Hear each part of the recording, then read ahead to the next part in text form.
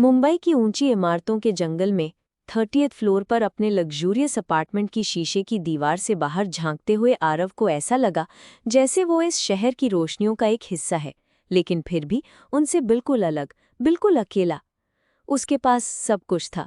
एक शानदार करियर, महंगी गाड़ी, दोस्त जो उसकी कामयाबी से जलते थे, और एक लाइफस्टाइल जिसका ख्वाब देखना भी आम आदमी के लिए मुश्किल था। लेकिन इन सबके बावजूद उसके दिल में एक अजीब सा खालीपन था, एक ऐसी कमी जिसे दुनिया की कोई दौलत, कोई शोहरत भर नहीं पा रही थी। रात के 11 बज रहे थे। पार्टी का शोर अब भी उसके कानों में गूंज रहा था, लेकिन यहाँ अपार्टमेंट की खामोशी उस शोर से ज्यादा चुभने वाली थी। उसने हाथ में पकड़ा महंगा ग्लास साइड टेबल पर रखा और अपने फोन को उठाया। सोशल मीडिया नोटिफिकेशन से भरा हुआ था, दोस्तों की तस्वीर, झूठी मुस्कुराहटें और दिखावे की जिंदगी। आरव ने एक लंबी सांस ली और फोन को दूसरी तरफ फेंक दिया। उसे बचपन याद आ गया, वो छोटा सा गांव, आम के बाग, मिट्टी की खुशबू और दादी। एक चेहरा जो अब धुंधला सा हो गया था उसके जहन में। कितने साल हो गए थे उसे गांव गए हुए? शायद 10 या 12। कॉलेज के लिए शहर आया था और फिर कभी पलटकर नहीं देखा। माँ बाप भी कुछ साल पहले उसके पास शहर आ गए थे, लेकिन दादी ने अपना घर, अपनी जमीन छोड़ने से साफ इनकार कर दिया था। मेरी रूह इस मिट्टी में बसी है बेटा, इसे छोड़कर मैं जी नहीं पाऊंगी, उन्होंने कहा था। तभी फोन की घंटी बजी। स्क्रीन पर माँ का नाम चमक रहा था। आरव ने अनमने ढंग से फोन उठाया। हेलो माँ, उसकी आवाज में थकावट साफ झलक रही थी। आरव, बेटा कैसे हो? दूसरी तरफ से माँ की फिक्रमंद आवाज आई। मैं ठीक हूं माँ, आप बताओ, सब खैरियत? कुछ देर खामोशी रही। आरव को एहसास हो गया कि कुछ तो गड़बड़ है। माँ, क्या हुआ? बेटा, गांव से फोन था, दादी की तबीयत ठीक नहीं है। आरव का दिल एक पल के लिए बैठ सा गया कि क्या हुआ उन्हें? वही उम्र का तकाजा है, लेकिन इस बार कुछ ज्यादा ही कमजोर हो गई हैं। कह रही थी कि बस एक बार तुझे देखना चाहती हैं। माँ की आवाज भर्रा गई। आरव के दिमाग में एक तूफान सा उठ खड़ा हुआ। एक तरफ उसकी जरूरी मीटिंग्स, डेडलाइंस, प्रोजेक्ट का प्रेशर, दूसरी तरफ दादी, जिसका चेहरा उसे ठीक से याद भी नहीं था। माँ, आप जानती हैं ना, मैं अभी नहीं आ सकता, कितना काम है यहाँ। मैं पैसे भेज देता हूँ, अच्छे से अच्छा डॉक्टर दिखा लो, उसने एक सांस में कह दिया, जैसे खुद को यकीन दिला रहा हो कि यही सही फैसला है। आरव, माँ की आवाज में इस बार सख्ती थी। हर चीज पैसों से नहीं तौली जाती। वो तेरी दादी हैं, उन्होंने तुझे पाला है। उनके आखिरी वक्त में क्या तू उनके पास नहीं आएगा? आखिरी वक्त, ये लफ्ज आरव के सीने में तीर की तरह लगा। उसने आंखें बंद कर ली। उसे याद आया कि कैसे बचपन में जब वो बीमार पड़ता था तो दादी सारी रात उसके सिरहाने बैठकर उसके माथे पर ठंडी पट्टियां रखती थीं। कैसे वो उसे कहानियां सुनाती थी, उसकी हर जिद पूरी करती थीं। वो सब यादें जिन्हें वो शहर की भीड़ में कहीं पीछे छोड़ आया था, एक एक करके उसके सामने आने लगी। मैं कल सुबह की पहली फ्लाइट से आ रहा हूँ, आरव ने फैसला करते हुए कहा। उसके अंदर एक अजीब सी बेचैनी थी, एक अनजाना सा डर, लेकिन कहीं न कहीं एक उम्मीद की हल्की सी किरण भी थी। शायद ये सफ़र उसे उस खालीपन का जवाब दे दे जिसे वो बरसों से अपने अंदर लिए घूम रहा था। सुबह की पहली फ्लाइट से आरव दिल्ली पहुंचा और वहां से एक टैक्सी किराए पर लेकर अपने गांव की तरफ निकल पड़ा। जैसे जैसे टैक्सी शहर की चमक दमक को पीछे छोड़ती हुई टूटी फूटी सड़कों पर आगे बढ़ रही थी, आरव के अंदर का मंजर भी बदल रहा था। हाईवे के किनारे बने कंक्रीट के ढाबे अब कच्चे छप्पर वाले चाय के स्टॉल में बदल गए थे। हवा में एसी की ठंडक की जगह अब खेतों से आती मिट्टी की सोंधी महक घुल रही थी। ये सब उसके लिए अनजाना नहीं था, लेकिन बरसों बाद ये मंजर उसे अजीब सा लग रहा था। उसे एहसास हुआ कि वो अपनी जड़ों से कितना कट चुका है। बचपन में यही रास्ते उसे अपने लगते थे। यहाँ का हर पेड़, हर खेत उसका दोस्त हुआ करता था। आज वो एक अनजान मुसाफिर की तरह शीशे के उस पार से सब कुछ देख रहा था। गांव के कच्चे रास्ते पर टैक्सी के एंटर होते ही लोगों की नजरें उस पर उठने लगीं। महंगी गाड़ी में बैठे, ब्रांडेड कपड़े पहने आरव को शायद ही कोई पहचान पाया हो। उसने ड्राइवर को अपने पुराने घर के पास गाड़ी रोकने को कहा। घर वैसा ही था, बस वक्त ने उस पर अपनी निशानियां छोड़ दी थीं। दीवारों का रंग उखड़ चुका था, दरवाजे पर लगी बेल सूख गई थी, लेकिन आंगन में लगा नीम का पेड़ अब भी उसी शान से खड़ा था। जैसे आरव का इंतजार कर रहा हो। उसने एक गहरा सांस लिया और दरवाज़ा खोलकर अंदर दाखिल हुआ। आंगन में एक चारपाई पर एक बूढ़ी औरत लेटी हुई थी, जिनके चेहरे पर झुर्रियों का जाल था। उनकी आंखें बंद थीं। उनके पास एक औरत बैठी थी, शायद पड़ोसिन। आरव को देखकर वो पड़ोसिन खड़ी हो गई। कौन हो बेटा? जी, मैं आरव, ये मेरी दादी हैं। उस औरत की आंखों में हैरानी और खुशी एक साथ झलक उठी। आरव, कितना बड़ा हो गया है तू! दादी तो सुबह से तेरा ही नाम ले रही हैं। आ बैठ। आरव धीरे धीरे चारपाई के पास गया और बैठ गया। उसने अपनी दादी का हाथ अपने हाथ में लिया।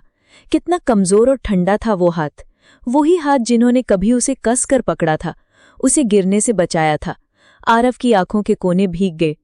तभी दादी ने धीरे से अपनी आंखें खोली। धुंधली नजरों से उन्होंने आरव को देखा। कुछ पल तक वो उसे घूरती रहीं, जैसे पहचानने की कोशिश कर रही हों।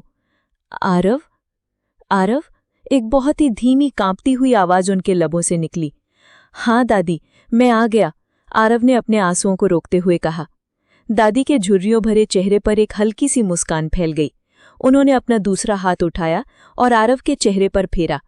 मेरा बेटा आ गया। उनकी आंखों से भी आंसुओं की धारा बह निकली।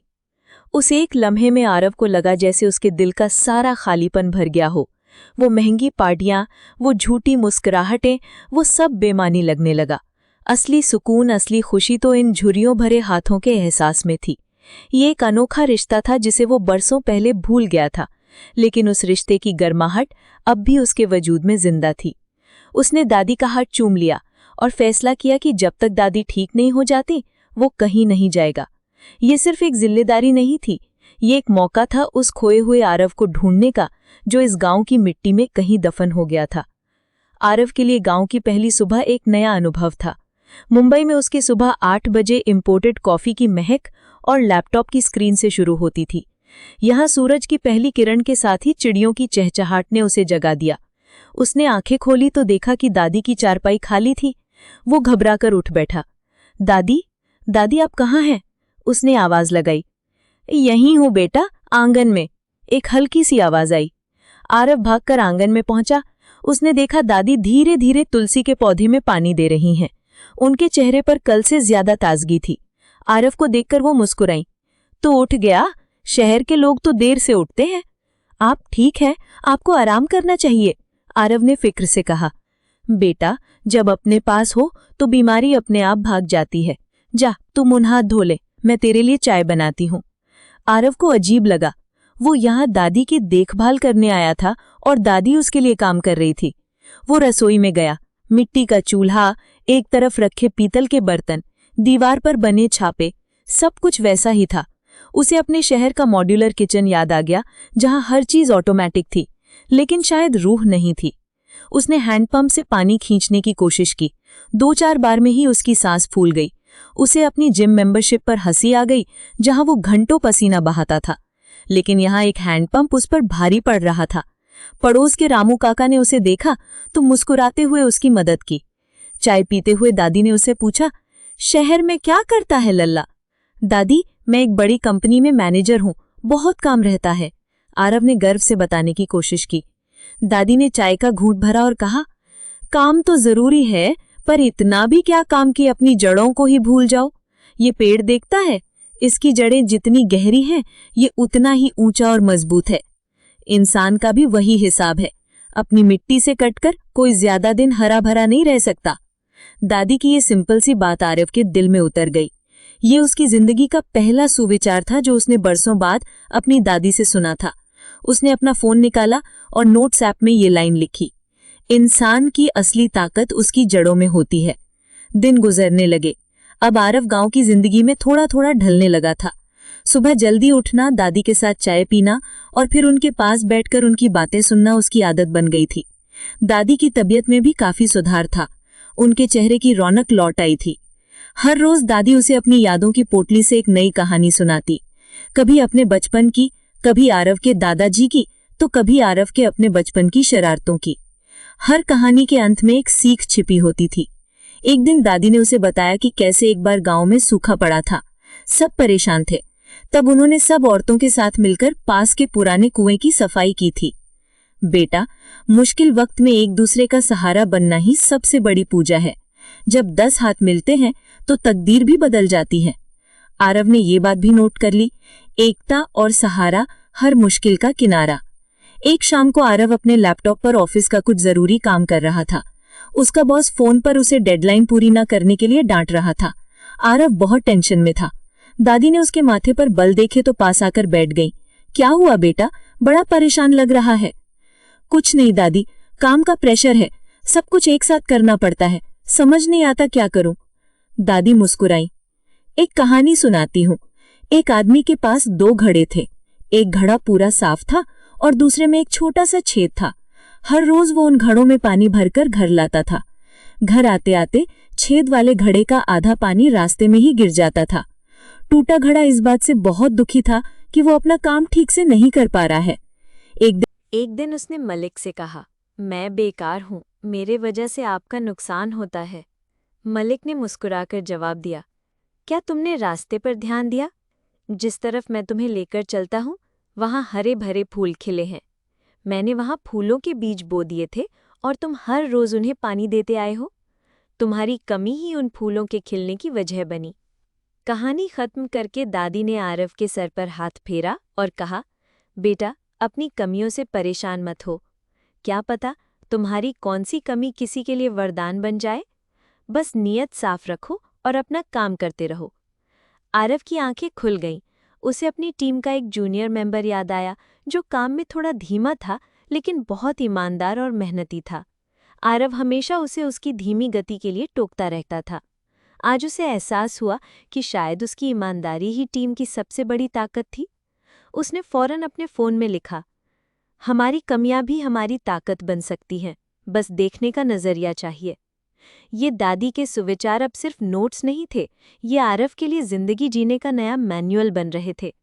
उसका दिल का खालीपन अब इन अनमोल विचारों से भर रहा था। उसे एहसास हो रहा था कि असली दौलत बैंक बैलेंस में नहीं बल्कि बुजुर्गों के अनुभव और उनके दिए ज्ञान में है। एक दिन दादी को दवाई देकर आरव गांव में टहलने निकल गया। वो पुराने रास्तों से होता हुआ गांव के उस तालाब के पास पहुंचा जहां वो बचपन में दोस्तों के साथ घंटों खेला करता था। तालाब का पानी अब भी उतना ही साफ था। किनारे पर बने पुराने मंदिर की घंटी की आवाज आ रही थी। वहां का सुकून उसके दिल में उतर रहा था। तभी उसे एक जानी पहचानी आवाज सुनाई दी, आरव, तुम यहाँ? आरव ने पलट कर देखा। सामने सफ़ेद सलवार कमीज में एक लड़की खड़ी थी जिसके हाथ में कुछ किताबें थीं। उसकी आंखों में वही शरारत और मासूमियत थी जो आरव को धुंधली सी याद थी। मीरा? आरव के मुंह से हैरानी से निकला। मीरा मुस्कुराई।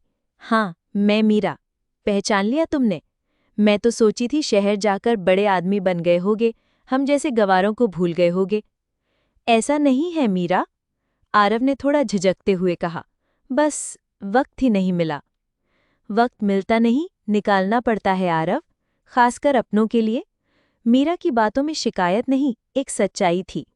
सुना है दादी की तबीयत ठीक नहीं, अब कैसी है वो? अब काफी बेहतर है, आरव ने जवाब दिया। दोनों तालाब के किनारे बैठ गए। मीरा ने बताया कि वो गांव के ही स्कूल में बच्चों को पढ़ाती है। उसने कभी गांव छोड़ने का सोचा ही नहीं। यही मेरी दुनिया है आरव, इन बच्चों को पढ़ाकर, दादी जैसे बुजुर्गों की सेवा करके जो खुशी मिलती है वो शहर के शोर में कहाँ मिलेगी। मीरा की बातें दादी के सुविचार की तरह ही थीं, सिंपल लेकिन गहरी।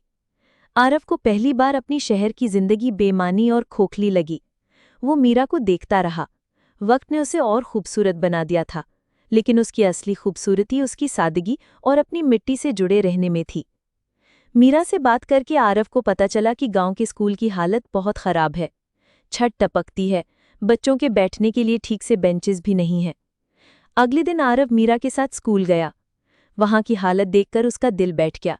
वही स्कूल जहां कभी वो पढ़ा था, आज इतना खस्ता हाल था। उसने तुरंत फैसला किया। उसने अपने शहर के कुछ दोस्तों को फ़ोन किया और उनसे मदद मांगी। उसने अपने सेविंग्स का एक बड़ा हिस्सा निकाला, लेकिन इस बार वो एक कॉर्पोरेट मैनेजर की तरह ऑर्डर नहीं दे रहा था। उसने गांव वालों की एक मीटिंग बुलाई। रामू काका, मीरा और गांव के सरपंच के साथ मिलकर उसने एक प्लान बनाया। गांव के लोग शुरू में झिझक रहे थे, लेकिन जब उन्होंने आरव को खुद ईंटें उठाते और मजदूरों के साथ काम करते देखा तो सबका विश्वास जाग उठा। हर कोई अपनी तरफ से मदद करने आगे आया।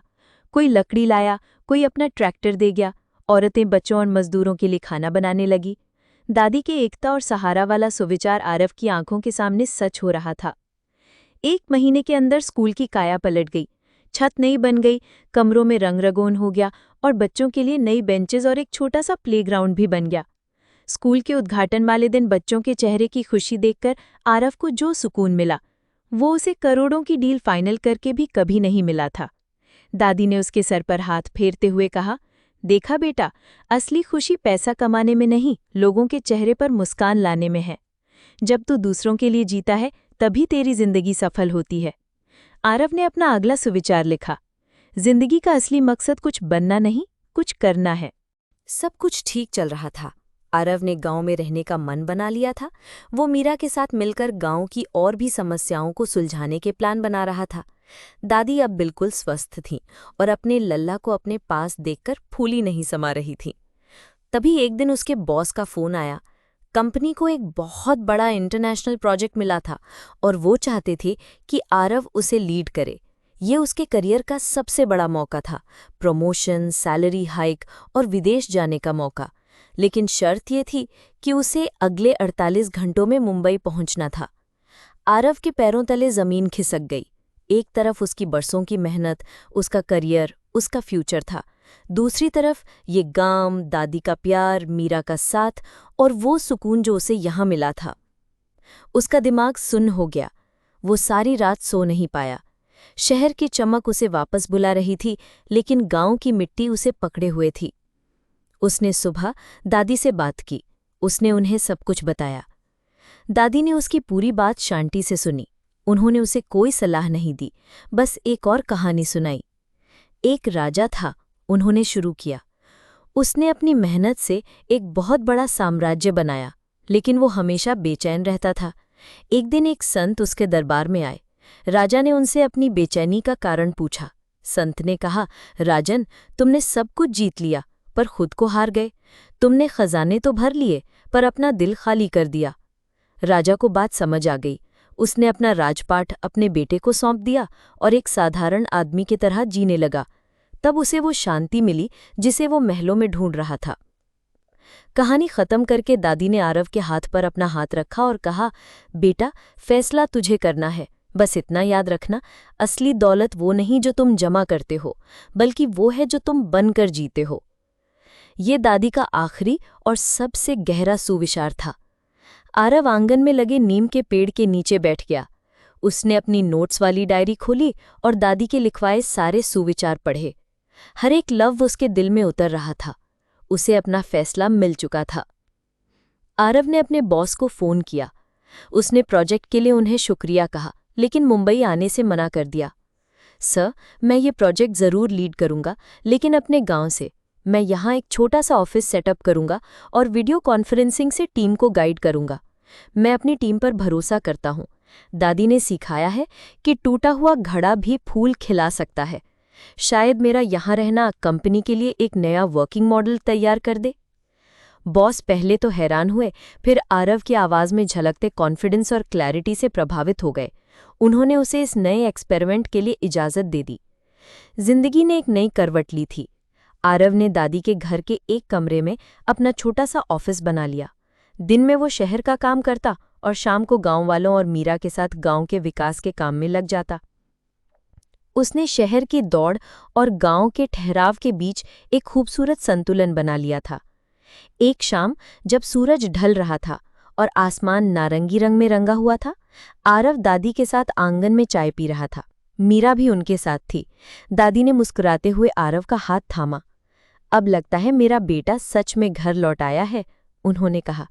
आरव ने दादी के हाथ को चूम लिया और मीरा की तरफ देखकर मुस्कुराया। उसके दिल का खालीपन अब हमेशा के लिए भर चुका था। उसने अपनी जड़ों को ढूंढ लिया था। उसने उस अनोखे रिश्ते को पहचान लिया था जिसने उसे पैसों की अमीरी से निकालकर जिंदगी की असली अमीरी तक पहुंचा दिया था। ये रिश्ता उसकी दादी से था, उसकी मिट्टी से था और उसके अपने आप से था।